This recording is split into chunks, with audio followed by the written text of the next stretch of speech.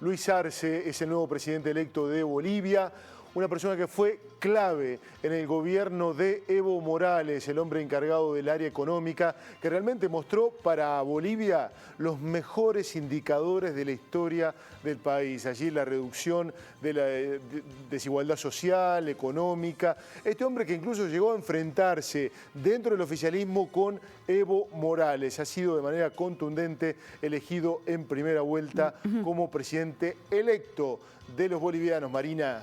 Así es, Pablo. A partir de este proceso es que decimos que vuelve el MAS a Bolivia. Luis Arce es ya el presidente electo del vecino país. Hace menos de un año estábamos hablando del caos institucional que significaba Bolivia, un presidente presionado por los grupos sociales, las Fuerzas Armadas, la comunidad internacional, que termina siendo destituido, asume un gobierno de facto y después del proceso que vimos ayer, parece que Bolivia es un ejemplo de democracia por las expresiones que se han dado en todo el espectro político. ¿Por qué decimos eso? Un ejemplo que le debiera servir también a Evo Morales, que cometió un error gravísimo, debilitando la democracia de su país, queriendo perpetuarse de alguna manera en el poder. Bueno, claramente el MAS tenía serias posibilidades de continuar al frente y tenía candidatos para hacerlo. Esto de insistir en su candidatura ha sido sin duda un error y ha producido un hecatombe institucional que terminó derivando en un gobierno de facto. Vamos a hablar de este proceso electoral el que se dio ayer, qué significa para Bolivia, qué significa para la región, y para eso vamos a invitar a un especialista, Pablo.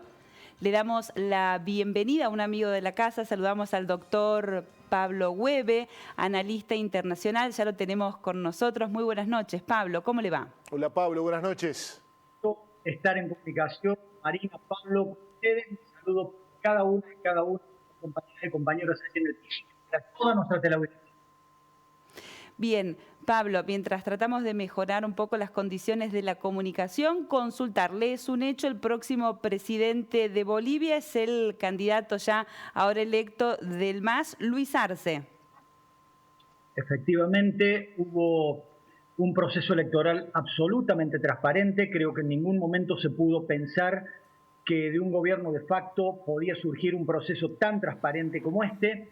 La lentitud en el recuento creo que solamente tiene que ver con las garantías extremas que se han tomado para evitar, creo que la dictadura tenía pensado que el MAS podía llegar a utilizar algunos de los resortes del Tribunal Supremo Electoral. La verdad es que 28 horas después de cerrado el proceso electoral, hoy lo que tenemos es que el recuento oficial con un 37% de urnas escrutadas, con todas las garantías, da que el MAS, sin haber tomado todavía las urnas de Chuquisaca y La Paz, que son los departamentos más fuertes para el masismo, está ganando ya con 6 puntos de diferencia. ¿De cuánto se espera que sea la diferencia total entre Arce y Mesa una vez que estén los resultados ya con la instancia definitiva, Pablo? Muy buena pregunta, Marina. Es interesante analizar que en todo proceso electoral se habla de las encuestas. Las encuestas, contrariamente a lo que mucha gente cree, no se equivocan. Las encuestas son una foto de un momento social determinado. Acá la cuestión era de codificar lo que eran los indecisos. Se hablaba de que Arce tenía un piso que muchos creyeron que era un techo del 43%, sin embargo había más de un 22% de indecisos. En realidad, Marina, no eran indecisos. Los indecisos en sociología política se pueden dividir según, como sea en Estados Unidos, que se levantan para ver si compran o no compran una hamburguesa y de paso van a votar, pero no tienen ni idea por qué van a votar, ni a quién van a votar, ni para qué van a votar. O en el caso de América Latina, donde muchas veces lo que sucede es el voto vergüenza. Es decir, luego de un proceso político como el que muy acertadamente ustedes dos dijeron, que fue provocado por un error estratégico y político de Evo Morales, luego de un año de persecuciones, de muertes, de denuncias, era muy difícil salir a decir que uno tenía la voluntad de votar al MAS. Por lo tanto, al menos 10 de ese 22% de indecisos no eran indecisos, sino que era voto vergonzante. Primer tema. Segundo tema, Arce es el hombre que el año pasado ya hubiera estado en condiciones de ser el sucesor ganando en primera vuelta. En primera vuelta. Y para quienes creen que es un nuevo Lenín Moreno, porque ayer en el discurso no mencionó a Evo Morales, hay que decir que el vicepresidente electo David Choquehuanca fue el primer canciller del proceso de Evo Morales y es un hombre absolutamente confiable para Evo. Evo tendrá que entender que no es mandando tweets amenazando, como hizo hoy, cómo se va a llevar adelante la transición en Bolivia. Cuidado, porque lo único que tenemos hasta ahora, Marina y Pablo, son números de conteo rápido y de bocas de urna. Yo creo que gana. Con que haya 14 puntos de diferencia y con que llegue al 47% de los votos ya es un triunfo histórico. Histórico.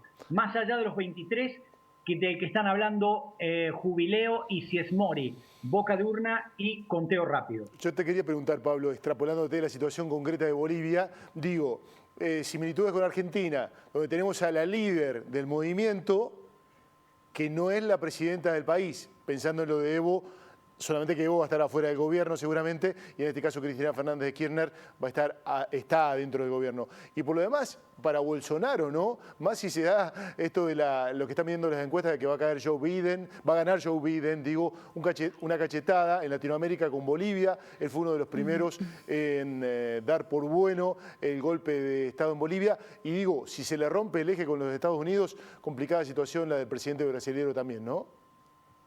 Sin duda, voy a tratar de ser muy breve. Indudablemente la diferencia con Argentina está clara.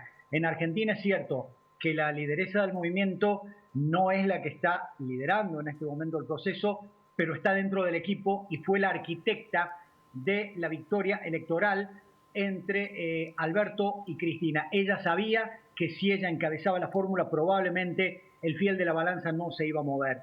En Bolivia creo que el tema de Evo merece una discusión interna hacia el MAS, pero a diferencia del populismo argentino o el populismo venezolano, el boliviano y el ecuatoriano son de abajo hacia arriba.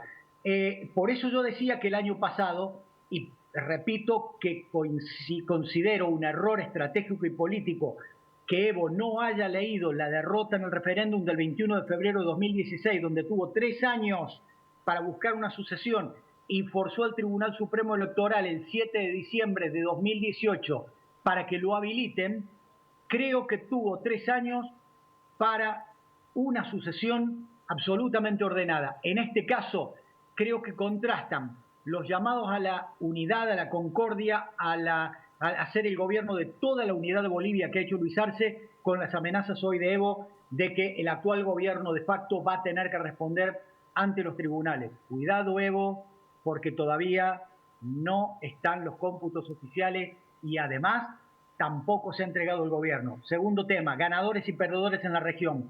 Claramente los dos grandes ganadores de la región son López Obrador y Alberto Fernández de Argentina, sin lugar a dudas, que son los que en un primer momento se jugaron fuerte por la legitimidad de Evo Morales, le salvaron la vida.